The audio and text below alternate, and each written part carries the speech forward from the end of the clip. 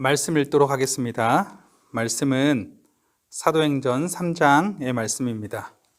이미 읽으신 분도 계시겠지만 제가 다시 한번 봉독하도록 하겠습니다.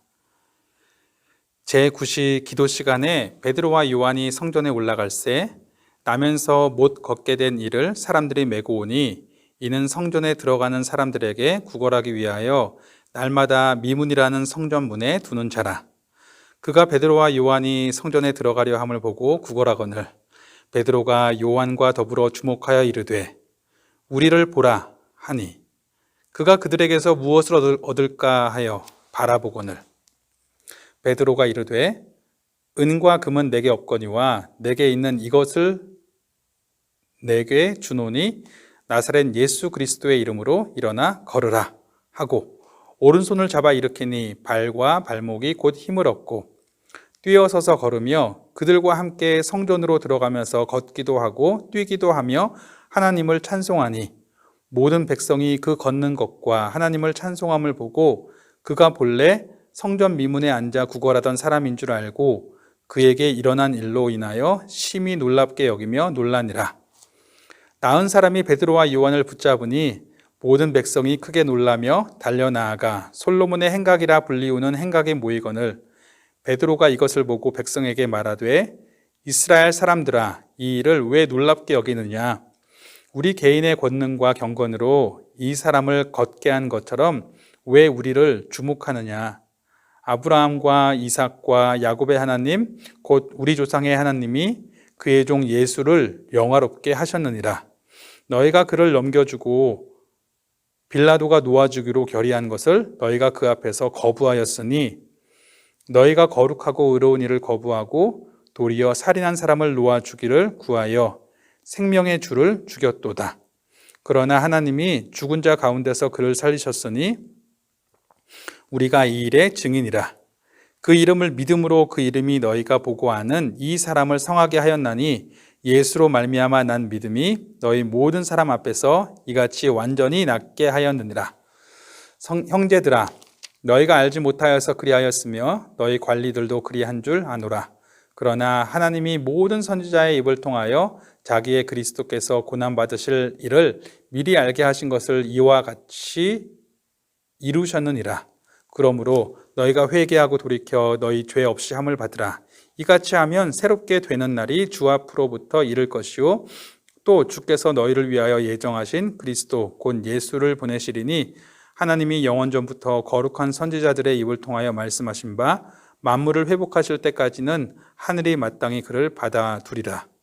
모세가 말하되 주 하나님이 너희를 위하여 너희 형제 가운데서 나 같은 선지자 하나를 세울 것이니 너희가 무엇이든지 그의 모든 말을 들을 것이라. 누구든지 그 선지자의 말을 듣지 아니하는 자는 백성 중에서 멸망받으리라 하였고 또한 사무엘 때부터 이어 말한 모든 선지자도 이 때를 가리켜 말하였느니라.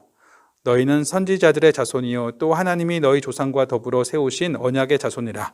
아브라함에게 이르시기를 땅 위의 모든 족속이 너의 씨로 말미암아 복을 받으리라 하셨으니 하나님이 그 종을 세워 복 주시려고 너희에게 먼저 보내사 너희로 하여금 돌이켜 각각 그 악함을 버리게 하셨느니라. 아멘.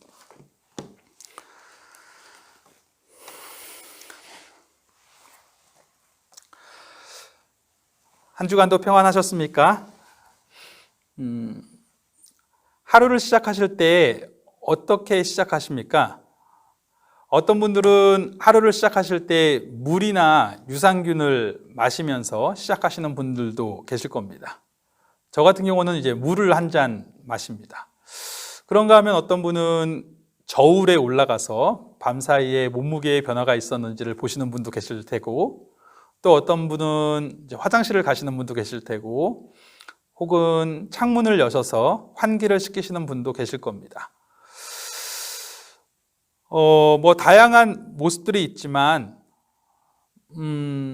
그 일들을 할 때에 어떤 마음으로 하실까요? 아침에 일어나서 어떤 분은 또 거울을 쳐다보시는 분도 계시는데 그렇게 거울을 보실 때에 어떤 마음으로 보시는 걸까요? 저희가 지난주부터 아시는 것처럼 교회 예배실에 함께 모이지 못하고 주일날 같은 시간에 대신 그 각 가정에서 교회로서 함께 예배를 드리고 있습니다. 어떻게 보면 주일날 예배실에서 공동으로 예배드리는 이 전통은 교회에게 굉장히 중요한 전통이었기 때문에 이것이 마치 우리가 가지고 있는 핵심을 잃어버린 것처럼, 빼앗긴 것처럼 느낄 수도 있는 위기의 시간이기도 합니다. 하지만 다른 한편으로 보면 위기는 기회다라는 말씀을 지난주에 나누었었습니다. 왜냐하면 성경을 보면 성경에서 위기의 순간마다 하나님이 사람의 마음속에 무엇이 있는지를 들여다보시는 시기로 삼으시기도 하셨기 때문입니다. 힘들고 어려운 결정을 만들어야 되는 그 순간에 우리가 어떻게 반응하는가를 보면 우리의 마음속에 무엇이 있는지를 알 수 있다라는 것입니다. 우리가 가진 것이 무엇입니까? 사실 우리가 같이 모여서 예배 드릴 때에는 정말 좋은 이 건물에서 예배 드리기도 하고 주일날 이렇게 공동으로 모여서 예배 드리고 있습니다. 그런데 이미 말씀드렸던 것처럼 이 전통이 굉장히 중요하기 때문에 우리가 오랫동안 지켜오고 있지만 자칫하면 우리가 이 전통 자체에 매여 있을 수도 있다라는 생각을 해보게 됩니다. 정말 주일날 예배드리는 이 전통 자체 혹은 주일 성수라고 말하는 이 전통 자체가 이것이 분명히 중요한 것입니다. 그러나 이것이 우리가 가진 것의 핵심일까? 우리는 지난주에 그 이야기를 하면서 그것은 아니다. 그것은 분명히 중요하지만 그것이 의도하고 있는 바는 따로 있다라는 이야기를 했었습니다. 우리가 분명히 모이기도 하고 여러 가지 그리스도인으로서의 어떤 길들을 찾아가지만 그 모든 것에는 그것들이 지향하는 굉장히 중요한 하나의 목적이 있다라고 분명히 말씀드렸습니다. 그것이 무엇인가 하면 바로 그리스도의 생명입니다. 결국 주일날 모이는 이유도 생명을 나누기 위해서, 우리가 그리스도 안에서 가지고 있는 이 생명을 온전하게 살아가게 하기 위해서 이렇게 함께 모여서 예배드리는 시간이 중요하기 때문에 모이는 것이지, 이 모임 자체가 목적이 되어서 모이는 것은 아니라는 것입니다.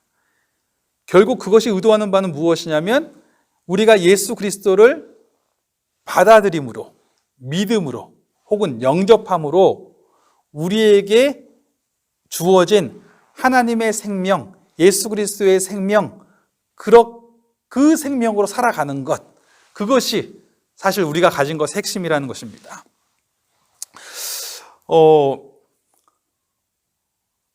얼마 전에 어떤 전화를 받았는데 우리 교회의 예배 시간을 문의하는 전화였습니다.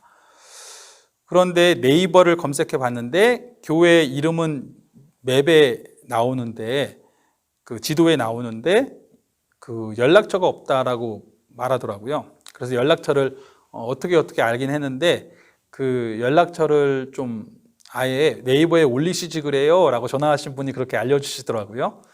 그래서 제가 이번 주에 네이버에 교회 이 전화번호를 등록을 했습니다. 근데 등록을 하다 보니까 그 과정에서 네이버에 올라온 어떤 문의 사항을 하나 보게 됐어요. 경기도 광주에 있는 청년이라고 하는데 그 청년이 그 교회를 찾고 있는 그 문의였습니다. 공개된 문의이고 누구든지 볼 수 있는 문의이기 때문에 제가 이것을 이야기하는 게 전혀 문제가 되지 않을 것 같습니다. 또 뭐 이름이 나오는 것도 아니고요. 그런데 그 청년이 뭐 청년이라고 해요. 왜 자기 나이가 20대라고 이야기하니까 그 사람이 올린 교회 추천해 주세요 라고 하는 내용인데 그 내용이 흥미로워서 한번 같이 나눠 보려고 합니다. 저는 에큐메니컬 성향이 있고, 에큐메니컬이라고 하는 것은 교회 일치 운동입니다. 즉 천주교회든 정교회든 어떤 종류의 교회이든 다 하나의 교회로 보는 그 성향을 이야기합니다. 그래서 카톨릭도 긍정적이지만 세례 받는 과정이 너무 복잡해서 앙단이고 있습니다. 세례는 장로교에서 받았습니다. 정치적으로는 우파이지만 너무 극단적인 극우 성향 교회나 민중신학 좌익 교회는 가고 싶지 않습니다. 정치 이야기 안 하는 교회 하더라도 극단적이지 않은 교회를 원합니다. 신학적으로는 살짝 자유주의적입니다. 근본주의 성향이 없는 교회, 즉 성서가 오류가 없다고 말하지 않는 교회를 가고 싶고, 즉 성서에 오류가 있다라고 말하는 교회 가고 싶고, 과학과 충돌하지 않는 교회, 즉 하나님이 세상을 창조하셨다라고 성경이 기록된 대로 믿지 않는 교회에 가고 싶다고 이야기해요. 초교파적이고 신학적으로 널널하고 규모가 있으면서 성령이 느껴지고 20대 젊은이가 가볍게 혼자 다니기에 부담 없는 교회 추천 부탁드립니다. 저는 조용히 다니는 것이 좋아서 교회 등록도 안 하고 다닙니다. 조용히 주일 성수할 수 있고 가끔 필요할 때 주중 예배 갈 수 있는 정도면 좋습니다. 경기도 광주역 근처에 거주 중이고 평소에는 복정동에 있는 선한목자교회 다니고 있습니다. 굉장히 좋은 교회잖아요. 그래서 입청년도 마음에 들던 교회였습니다. 그런데 진화론을 부정하는 설교를 듣고 멘탈이 나갔습니다. 지금도 그 교회를 다니고 있지만 저는 조금 더 과학적이고 역사적인 사실들과 사료들을 인정하는 교회로 다니고 싶습니다. 즉 저는 창세기 1장도 신화라고 생각합니다. 이성과 영성을 겸한 교회였으면 좋겠습니다 라고 이야기하면서 그 경강선에 있는 그 전철에서 즉 다니기 편한 그 교회로 추천해 주십시오 라고 공개적인 문의를 올렸어요. 그리고 거기에 이제 많은 답변이 달렸는데 최근에 올린 문의더라고요. 이 문의를 보면서 어떻게 느끼셨습니까? 지금 들으시면서. 저는 이 문의를 보면서 굉장히 흥미로웠어요. 물론 이 청년의 때에 충분히 이렇게 생각할 수도 있고 이런 과정들도 필요하다고 생각합니다. 하지만 또 다른 한편으로는 이것을 들으면서 보면서 여러 가지 생각을 하게 되더라고요. 분명히 그리스도인이라고 고백하는 거잖아요. 이 청년은 본인이 그리스도인이라고 고백하고 분명히 그리스도인이겠죠. 제가 아니라고 하는 건 아니에요. 우리가 그리스도인이라고 이야기를 할 때에 우리가 가진 것이 무엇일까? 이 청년이 고백하는 것은 이제 창조에 대해서도 믿지 않고 그 다음에 교회도 주일날은 꼭 성수를 해야 된다고 생각하는 거예요. 교회에 등록하고 싶지도 않고 그냥 사람들이 많아서 그냥 조용히 자기가 편하게 갈 수 있는 교회였으면 좋겠는데 주일은 성수를 해야 된다고 생각하는 거잖아요. 그리고 또 필요한 때에는 주중에도 갈 수 있는 교회였으면 좋겠다라고 이야기하는 겁니다. 즉 우리가 그리스도인이라고 할 때에 가지고 있는 것이 무엇일까라는 이 질문과 참 관련되어 있지 않나라는 생각이 들어서 한번 나누어 본 것입니다. 즉 그리스도인으로서 자신은 주일은 반드시 성수해야 된다. 즉 주일날 교회는 가야 되고 그 교회가 마음에 들든 마음에 들지 않든 일단 교회는 가야 된다. 그리고 평일날에도 자신이 필요한 때가 있으면 교회에 가야 된다.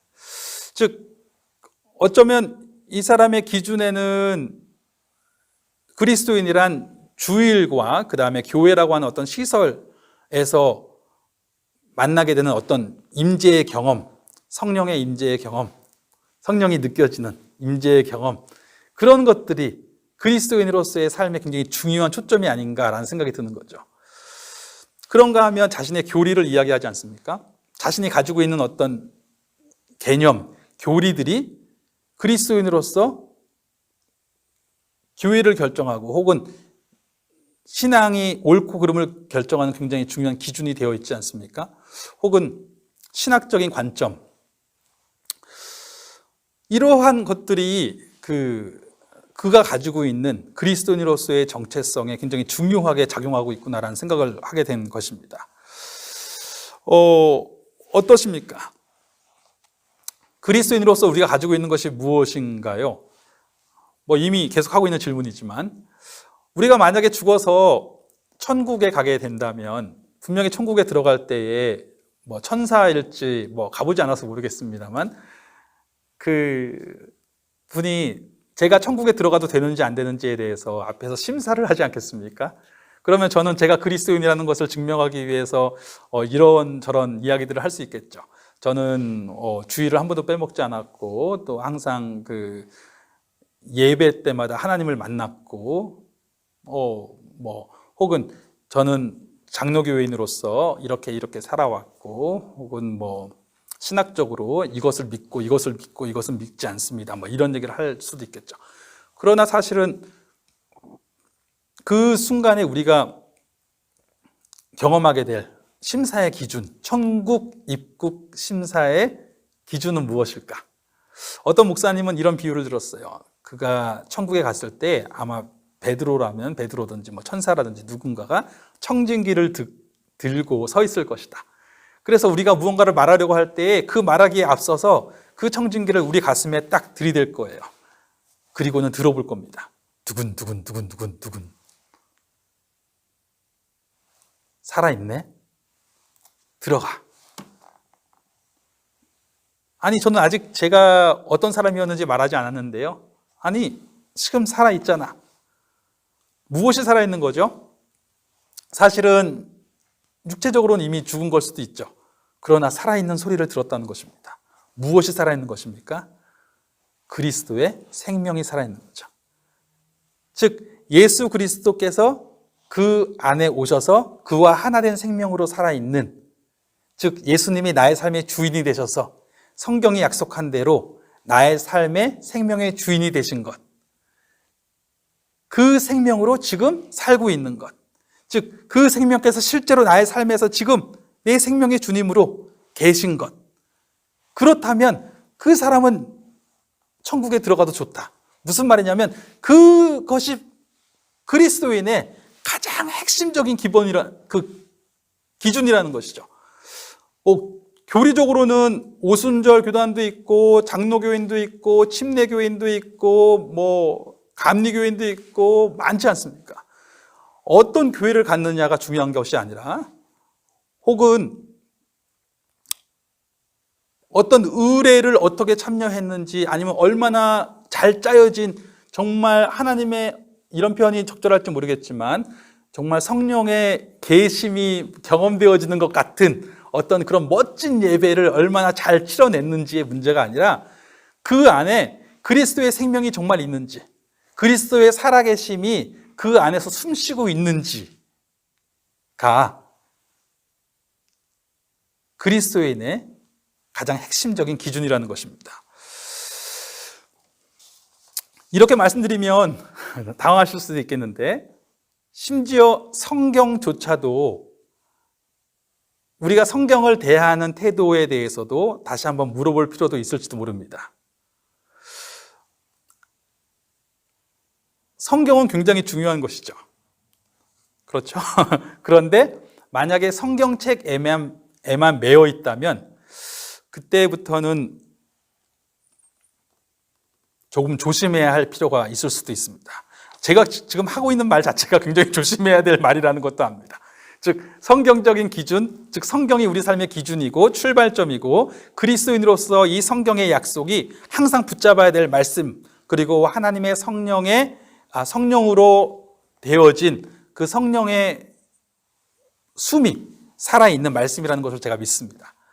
그런데 이 성경 안에 있는 내용만 계속 이해하고 성경 안에 있는 내용만 이해하는 것, 즉 지식적으로 이해하는 것으로 그친다면, 예전에 무슨 일이 일어나는지를 알아보는 것에만 그친다면 이스라엘 역사에서 무슨 일이 일어났고 예수님이 2000년 전에 살아계실 때 무슨 일이 일어났고 그 뒤에 어떤 일들이 초대교회에 일어났는지에 대한 이야기에만 알아가는 것에만 그친다면 그것은 굉장히 위험한 것일 수 있다는 것입니다. 제가 원래 박사를 영국에서 할 기회를 얻었었는데 그때 제가 갔던 학교가 그 영국의 셰필드라고 하는 나름대로 성서 신학에서는 괜찮은 학교 중에 하나였습니다. 지난 수십 년간의 세계 성서학회에 굉장히 중요한 연구 방법론들을 이 셰필드가 거의 이끌었습니다. 그리고 유명한 책들이 셰필드 출판사를 통해서 거의 다 출판이 됐기 때문에 굉장히 좋은 학교 중에 하나라고 알려져 있었죠. 성경신학 쪽에서는. 그런데 저도 그래서 그 학교 갔던 것이기도 하고 그 셰필드에서 공부할 때 세계 여러 곳에서 오신 목사님들, 영국을 방문하신 분이 계시면 한번 이 연구 쪽에 관심이 있으신 분들은, 성경신학에 관심이 있으신 분들은 일부러 지나가다가 저희 학교에 와서 한번 보고 가실 정도로, 학교 세미나에 참여하실 정도로 그 나름대로 성경신학에 좋은 학교 중에 하나였습니다. 그런데 중요한 것은 제가 학교 자랑을 하려고 하는 것이 아니라 무슨 얘기를 하려고 하는 거냐면, 그런데 오시면 놀라시는 게 하나 있어요. 그것이 무엇이냐면 이 셰필드의 성서학과는 그 학교가 신학교가 아니에요. 일반 대학교입니다. 일반 종합대학교인데 그 종합대학교 안에 인문대학이 있고 인문대학 안에 성서학과가 있는 것입니다. 그런데 그 성서학과에 있다 보니까 와서 보면은 놀라게 되는 것이 무엇이냐면 교수들이 신앙이 없죠. 교수들이 성경을 가르치고 성경에 대한 신학적인 지식, 성경신학, 즉 성경을 매일 붙들고 연구하는 사람들임에도 불구하고 그 사람들에게 신앙은 없습니다. 그 중에 그리스도인은 뭐 한두 명 있긴 있어요. 그러나 대부분의 사람들은 그냥 성경 자체를 텍스트로 해서 그것을 연구하는 사람인 것이지 그것에 대해서 어떤 신앙적인 마음, 고백들이 전혀 있지 않다는 것입니다. 충격적인 이야기죠. 저도 놀랬고 많은 사람들이 놀라는 이야기예요. 무슨 말씀을 드리려고 하냐면 성경 자체만 잘 갖고 있다라는 것, 성경의 내용을 잘 이해하고 성경이 말하는 것을 멋지게 그 설명해내고 성경이 말하고 있는 어떤 논리적인 구조들을 잘 구성해낸다고 해서 성경적인 사람은 아닐 수도 있다는 것입니다. 무슨 말이냐면 성경적인 사람은, 성경적인 기준으로 살아가는 사람은 어떤 사람이냐면, 보세요. 성경이 말하고 있는 바가 있습니다. 하나님이 우리에게 성경을 주신 이유는 이 성경책을 갖고 살라고, 성경책만 가지고 살라고 주신 것은 아니라는 것입니다. 분명히 이것이 기준이고 출발점인 것은 분명하고, 출발점으로서 이 말씀을 알아야 하나님의 약속들을 알 수 있는 것이고, 그리고 이 약속 가운데 이 적혀져 있는 바, 그 약속을 붙들고 살았던 사람들의 이야기가 나오기 때문에 그것이 분명히 우리 삶의 방향을 제공하고 우리가 어떻게 그 약속을 가지고 살았던 사람들처럼 우리 역시 살 수 있는지를 분명히 볼 수 있는 여러 굉장히 중요한 기준임에도 불구하고, 정말 성경을 제대로 읽었다면 정말 우리에게 나타나야 되는 모습은 단순히 성경책만 붙들고 있는 것은 아니라는 것입니다. 무슨 말이냐면 성경이 약속한 대로, 그리고 성경 안에서 성취되었다고 분명히 선포되는 대로 이제 내가 예수 그리스도의 생명으로 살아난 사람, 예수 그리스도의 생명으로 살고 있는 사람, 예수 그리스도 안에서 나는 죽고 죄에 대하여서 나는 죽고 이제 하나님에 대하여 살아서 하나님과 살아있는 관계를 예수 그리스도 안에서 누리는 사람, 거기까지 나아가야 성경이 말하고자 하는 바를 온전히 이룬 사람이라는 거죠. 하나님이 우리에게 생명을 주신 것은, 하나님이 우리에게 성경을 주신 것은 이 성경을 통하여 우리로 하여금 생명을 얻게 하시려고, 그 생명으로 살아가게 하시려고 성경을 주셨다는 것입니다. 요한복음 3장 16절의 말씀처럼 하나님이 세상을 이처럼 사랑하사 독생자를 주셨으니 이는 저를 믿는 자마다 멸망치 않고 영원한 생명을 얻게 하려 하심이라. 즉 생명을 얻어서 살아가는 사람을 만드시려고 우리에게 성경을 주시고 성경 안에서 예수 그리스도께서 실제로 역사 속에서 하나님의 약속을 성취하신 일을 기록하게 하신 거예요.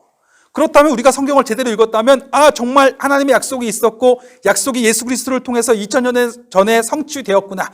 그리고 그 성취한 것을 받아들인 사람들이 그 받아들였을 때 그들의 삶에 어떠한 변화들이 일어났구나 를 봄으로 말미암아 나도 그 약속을 받아들여야 되는 것이고, 그 받아들임으로 말미암아 그 약속된 생명이, 예수 그리스도의 생명이 이제 내 안에 들어왔구나. 하나님께서 나를 보실 때에 나라고 하는 사람을 보는 것이 아니라 내 안에 있는 예수 그리스도를 보시는 것이구나.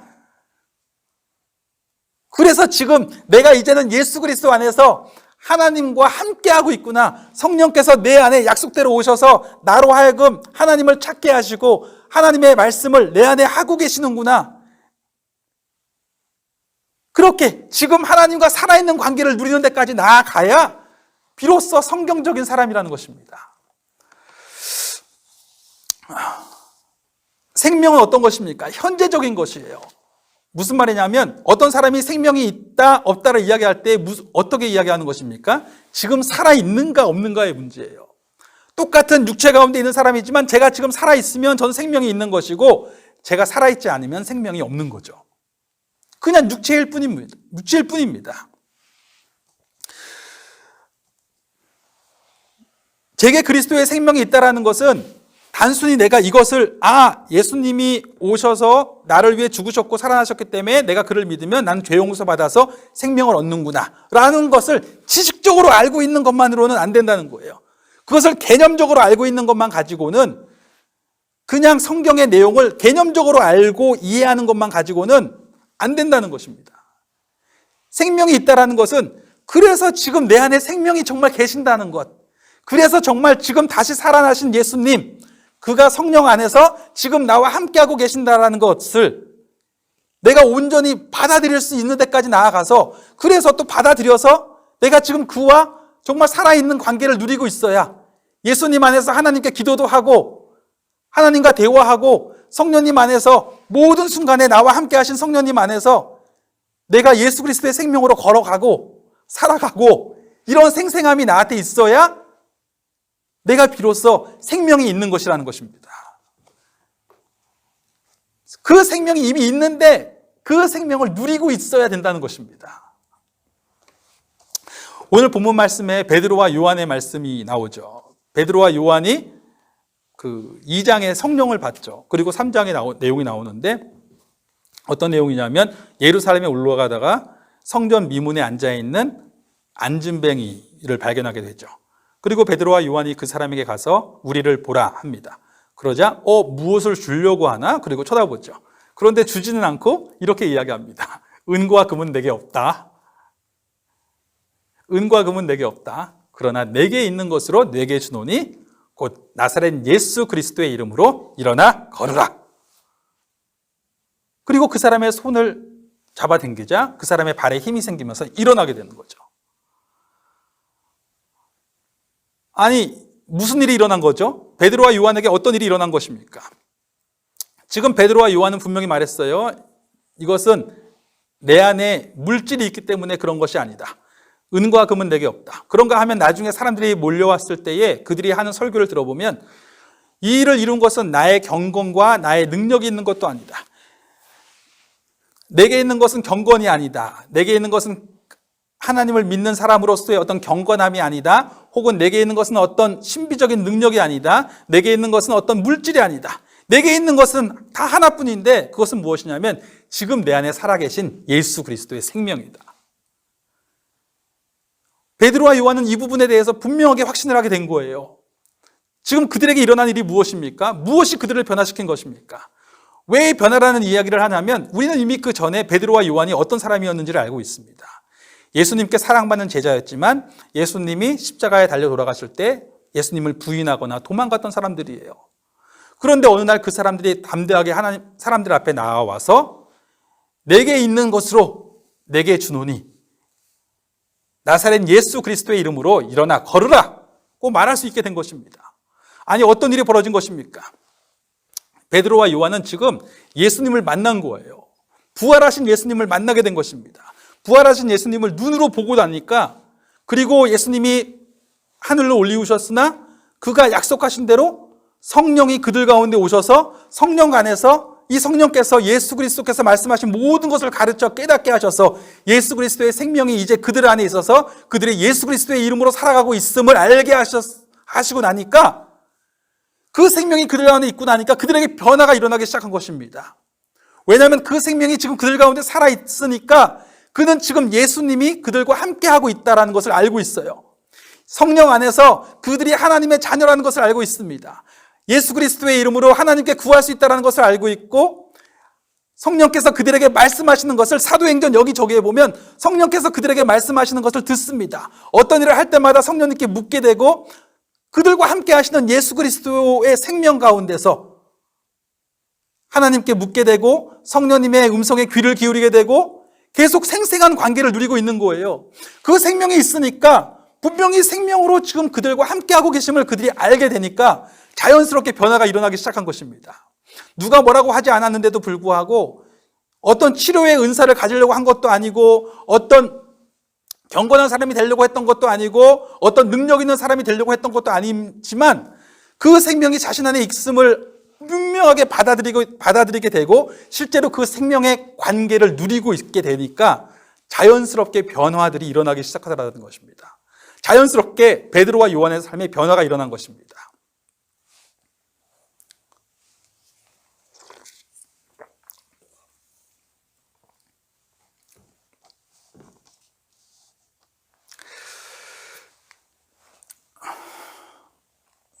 베드로와 요한이 분명히 설교하지 않습니까? 이 일은 당신들의 조상 아브라함과 이삭과 야곱, 우리의 조상이죠. 우리 모두의 조상 그들에게 약속되어진 바가 오늘 성취된 것이다. 그리고 모세에게 약속되어진 바대로 이제 우리는 그 예수 그리스도의 말씀을 들어야 된다. 그 말씀을 들어야 된다. 즉 이것은 모든 선지자들이 예언했던 때가 온 것이다.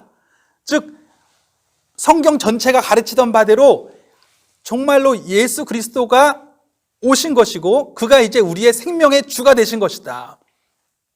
그러므로 이제는 우리가 그의 말씀을 들으며 살아가는 이 생명의 관계로 살아가야 되는 것이다 라고 이야기를 하는 것이에요. 그리고 그 일을 우리가 받아들였을 때에 우리가 지금 이 일을 한 것이다 라고 이야기하는 것입니다. 16절에 보면 뭐라고 이야기합니까? 우리가 행한 이 일은 예수로 말미암아 난 믿음의 결과일 뿐이다. 하나님께서 정말 예수 그리스도를 통해서 우리에게 행하신 일, 성취하신 일을 우리가 받아들이고 나니까 그것을 받아들이고 나니까 자연스럽게 나타난 모습일 뿐이지 이것이 우리가 다른 이유에서 나온 것이 아니다라고 이야기하는 것입니다. 그러면서 그 사람들에게도 권면하는 거죠. 이제 그 생명의 주를 받아들여라. 회개하고 돌이키는 자에게는 예수를 보내신다. 아니 이미 오셨었는데 왜 또 보내시지? 즉 성령님을 통해서 생명의 주인으로 그들에게 임하신다고 말씀하시는 거죠. 그리고 그 성령 안에서 하늘에 계신 예수님, 무슨 말이에요? 물리적으로 하늘 어딘가에 계시다는 것이 아니라 통치하시는 분이신 겁니다. 그가 통치하시는 분, 내 안에서 오셔서 통치하시는 그 예수님의 생명 안에 살아가게 되는 것입니다. 성령 안에서 예수님의 말씀을 들으며 그 생명 안에서 생생한 관계를 누리며 살아갈 수 있게 되었다라고 이야기하는 것입니다. 우리에게도 동일하게 이야기하는 것입니다.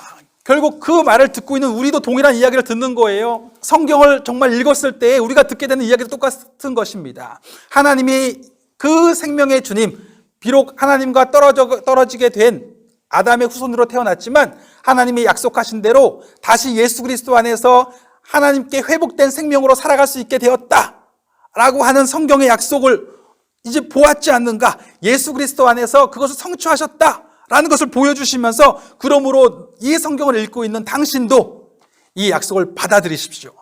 받아들이면 회개하고 그것을 받아들이면 하나님께서 약속하신 성령을 당신들에게 부어주실 것입니다. 그 성령님이 오셔서 하시는 일이 무엇이냐면 그 성령님이 우리의 생명의 주가 되신 예수 그리스도의 생명이 우리 안에 있게 하실 것입니다. 그래서 이제 예수 그리스도께서 내 안에 살아계시기 때문에 그 살아계신 주님과 생생한 관계 속에서 성령님을 통해서 살아계신 하나님이 나와 함께 하시기 때문에 자녀로서 내 아버지와 살아있는 생생한 관계를 누리면서 살아갈 수 있게 하실 것입니다. 그렇게 성경이 선포하는 것이고, 그렇다면 우리에게 정말 성경을 읽고 일어나야 되는 일은 무엇이냐면 그것을 받아들이는 것이죠. 그리고 받아들였다면 약속대로 그것이 우리에게 성취되었음을 알고 그것을 온전히 이해하고 지금 그 생명의 관계를 누리기 시작해야 되는 거예요. 내가 성경을 정말로 제대로 이해했다라고 하는 것은 성경이 말하고 있는 논리적인 구조를 이해하는 것이 그치는 것이 아니라 그 약속대로, 그 성취된 대로 내가 받아들였을 때에 정말로 그 생명이 내 안에 오셨다는 것을 내가 온전히 이해하고, 그 생명이 내 안에 지금 계신다는 것을 이해하고, 내가 그 생명 안에 거하고 있다는 것을 이해하고, 그 생명의 관계를 누리기 시작해야 되는 것입니다. 거기까지 나아가야 성경을 제대로 읽은 것이라고 이야기하는 것이죠. 어떠십니까? 그 생명의 관계를 지금 누리고 계십니까? 우리 안에 있는 이 생명, 우리가 가진 이 생명이 정말 살아있는 이 생명을 가지고 있는데 혹시 누리지 못하고 있는 것은 아닙니까? 야곱이 형을 피해서 도망가다가 베델에서 잠을 자고 잠에서 꿈을 꾸지요. 사다리가 오르락 내리락 하면서 있었던 일을 경험하게 되고 잠에서 깰 때 이렇게 말합니다. 하나님이 진정 여기 계시거늘 내가 알지 못하였구나. 즉 하나님이 다른 어떤 곳에 계신 것이 아니라 지금 여기에도 계신다라고 이야기하는 거예요. 혹시 그런 고백이 지금 우리의 삶에도 있는 것은 아닙니까? 하나님이 분명 나와 지금 함께 계신데 내가 그것이 나에게 일어난 일이거든요. 예수 그리스도를 받아들임으로, 예수 그리스도를 통한 하나님의 약속을 믿음으로 내게 일어난 일은 정말 하나님이 지금 나와 함께 하시고 계신 거거든요. 성령님이 지금 나와 함께 동행하고 계신 것이고, 예수님이 내 안에서 지금 생명으로 함께하고 계신 것이거든요. 그런데 내가 그것을 모르는 사람처럼 그 관계를 누리지 못하고 살아가고 있는 것은 아닙니까? 누가복음 15장에 보면 그 탕자의 이야기가 나옵니다. 잘 아시는 이야기죠. 그 본문의 맥락이 어떻게 되냐면, 먼저는 양 100마리가 있는 사람이 한 마리를 잃어버렸어요. 잃어버렸다가 그 잃어버린 양을 찾았던 기쁨에 대한 이야기를 하고, 두 번째는 어떤 여인이 동전이 10개가 있는데 하나를 잃어버렸습니다. 다시 찾은 기쁨을 이야기합니다. 그리고 아버지가 두 아들이 있는데 한 아들이 탕자로 떠났다가 다시 찾은 이야기를 하죠. 즉 100명 중에 하나, 10개의 동전 중에 하나, 2명 중에, 그러니까 100마리 양 중에 하나, 그 다음에 10개의 동전 중에 하나, 2명 중에 하나. 그랬을 때에 하나님이 이 아들을 찾은 기쁨이 얼마나 크시겠어요. 이 기쁨에 대한 이야기를 하는 것입니다. 그런데 여기서 우리가 놓치면 안 되는 것은 예수님께서 지금 이 이야기를 누구에게 하느냐는 것이죠. 누구에게 이야기를 하시는 거냐면, 이 아버지가 잃어버렸다고 생각한 아들, 즉 죽었다고 생각한 아들, 죽은 것과 같았던 아들을 다시 찾은 기쁨을 누리고 있을 때에, 이 기쁨을 누리고 계실 때에 그 기쁨에 동참하지 못하는 이들을 향해서 하시는 말씀이라는 것입니다. 무슨 말이냐면, 지금 예수님이 이 비유를 말씀하실 때에 그 비유 앞뒤로 어떤 일들이 있냐면, 예수님이 죄인들과 잔치를 벌이시는 거예요. 죄인들의 집에 가서 식사도 하시고, 죄인들이 예수님을 만나서 다시 회개하고 하나님께 돌아와서 하나님의 생명으로 살아가는 모습들이 일어나기 시작한 것입니다. 그런데 그 모습을 보고 바리새인이라고 하는 사람들, 이미 하나님을 잘 믿는다고 하는 사람들, 사두개인이라든지 서기관이라든지 하나님을 이미 잘 믿는다고 하는 사람들이 화를 내기 시작하는 거예요. 어떻게 거룩하신 분이 저 사람들과 같이 이렇게 어울릴 수 있습니까? 라고 이야기할 때에 예수님이 이야기를 하는 거죠. 하나님이 이렇게 기뻐하는 것을 너희는 왜 같이 기뻐하지 못하는가? 라고 이야기를 합니다. 그러면서 그 메시지를 어떻게 이야기하냐면, 이 탕자 이야기에서 주목해야 될 한 부분이 있는데, 그것이 무엇이냐면 탕자의 형에 대한 이야기죠. 즉 탕자의 형이 지금 예수님이 이 비유를 말씀하실 때에 듣고 있는 그 청중과 같은 존재인 것입니다. 즉 지금 아버지가 탕자의 형에게 하는 얘기를 들어보면 바로 하나님이 혹은 예수님이 그 청중에게 하고 싶은 이야기가 거기에 실려 있는 거예요. 뭐라고 말씀하세요? 탕자의 형이 밖에 나가 있다가 돌아보니까 집에서 풍악이 울립니다. 무슨 소린가 봤더니 자기 동생이 돌아왔어요. 그런데 아버지가 그 동생을 위해서 송아지도 잡고 옷도 갈아입히고 다 씻기고 금가락지도 끼워서 잔치를 벌이고 있는 겁니다. 형이 화가 났어요. 이 동생은 자기 몫을 챙겨서 멀리 가가지고 거기서 흥청망청 쓰다가 다 잃어버리고 남의 집에 돼지우리를 치다가 이렇게 고생하느니 차라리 우리 아버지의 집에 가서 아버지의 집에서 똑같은 일꾼이 되더라도 아버지의 집에서 되어야겠다라고 돌아온 이 동생인데 이 동생을 아버지가 이렇게 극진히 대접하는 것을 보면서 화가 잔뜩 났습니다. 아버지가 나와서 너도 같이 들어가자라고 이야기하니까 이 큰아들이 이야기하는 것이 아버지 어떻게 이럴 수 있습니까? 나는 아버지를 위해서 이렇게 열심히 일했습니다. 아버지가 명령하는 것들 하나도 어기지 않으려고 노력했습니다. 즉 아버지의 어떤 규례대로 살아가려고 노력했습니다. 그렇지만 제가 일하는 동안에 아버지와 같이 있는 동안에 아버지가 염소 새끼 한 마리라도 잡아서 저와 저의 친구들이 즐길 수 있도록 내어주신 적이 있습니까? 라고 이야기합니다. 그러니까 아버지가 이렇게 말씀하시는 거예요. 얘야, 너는 나랑 항상 같이 있었잖아. 그리고 나의 것이 다 너의 것이잖아. 하지만 저 아들은 지금 죽었다고 여겼다가 다시 돌아온 거라서 내가 기뻐하고 있는 것일 뿐이야. 다시 생명을 얻을 것이니까 기뻐하는 것일 뿐이야. 그런데 너는 내가 지금 이렇게 기뻐하고 있는 이 생명을 이미 가지고 있었잖아.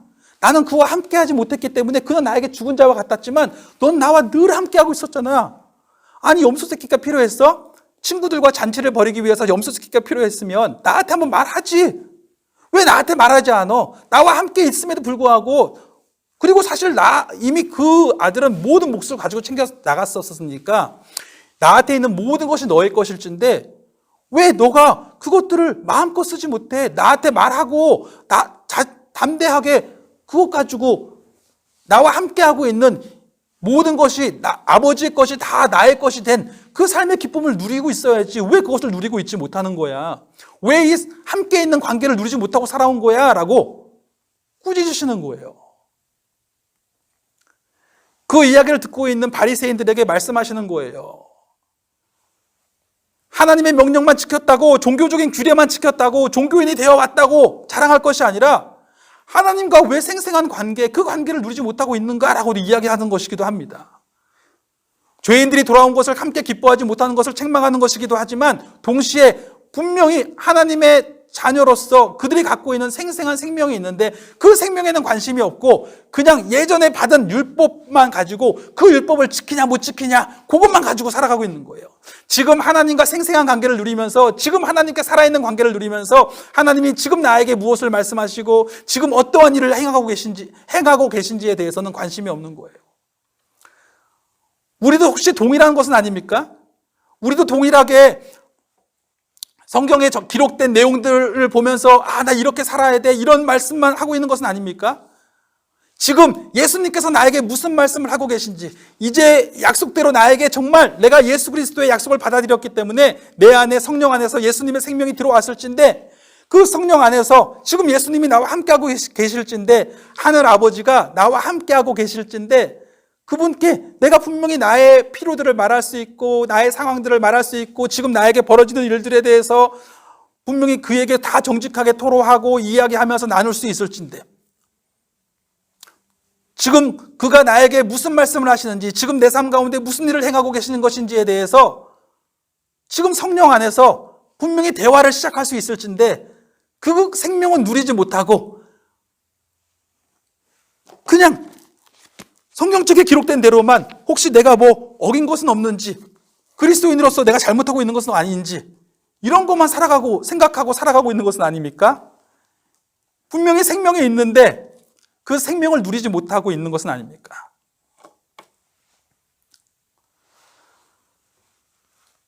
매일 아침 일어나서 무엇을 생각하십니까? 매일 아침에 일어나서 거울에 가서 자신의 얼굴을 볼 때 무엇이 보입니까? 매일 아침에 일어나서 저울의 몸무게를 재신다면 그 몸무게는 어떤 것입니까? 매일 아침에 일어나서 몸을 생각하며 물을 마신다면 그 몸은 어떤 몸입니까? 매일 아침에 창문을 열고 환기를 시킨다면 그 숨은 어떤 숨입니까? 그리스도인에게는 단 한순간도 그리스도와 함께하지 않는 순간이 없습니다. 아침에 일어나서 거울을 보신다면 그 거울 속에서 보셔야 되는 것은 점점 늙어가는 나의 얼굴이 아니고 지금도 내 안에서 살아서 역사하시는 그리스도의 얼굴이어야 됩니다. 그리스도의 영광이 나와 함께하고 계신 것입니다. 그분과 대화를 시작하셔야 돼요. 지금 나와 함께하신 그 예수님과 대화를 시작해야 되는 것입니다. 몸무게를 잰다면 그 무게는 나의 육체의 무게일지도 모르겠지만 나와 함께하고 계신 예수님의 무게를 느끼셔야 돼요. 지금 나와 함께하고 계신 그 예수 그리스도의 무게를 느끼는 것. 그것이 그리스도인의 삶입니다. 새로운 숨을 마실 때에 이 숨 가운데 함께하신 성령님을 느끼는 것. 그것이 그리스도인의 삶이에요.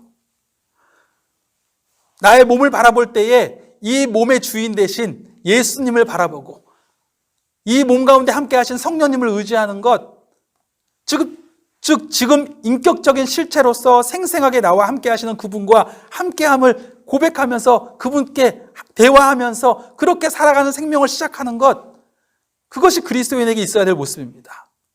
중요한 것은 정말로 내가 인격적인 실체로서 예수님과 생생한 관계를 누리고 있다면 지금 그가 내 앞에 계시고 내 옆 안에 계시고 내가 그 안에 거하면서 그 생생한 관계 속에서 내가 있음을 분명하게 의식하고 살아간다면 변화는 굉장히 자연스러운 것입니다. 그것은 분명히 경험하게 되실 거예요. 분명히 내가 지금 살아있는 인격으로 예수님과 관계를 나누고 있다면, 그분과 지금 함께 있다면 성장하거나 변화하는 것은 내가 애써서 무언가를 노력하고 무언가를 위해서 바라보는 것보다 굉장히 자연스러운 것이라는 것을 분명히 알게 되실 것입니다. 다시 한번 물어보겠습니다. 매일 아침 일어나서 거울을 보실 때 누구를 보십니까? 이제는 내가 사는 것이 아니요 오직 내 안에 그리스도께서 사신 것이라. 이제 내가 육체 가운데 사는 것은 나를 사랑하사 자기 자신을 내어주신 하나님의 아들을 믿는 그 믿음 안에서 사는 것이라. 아멘.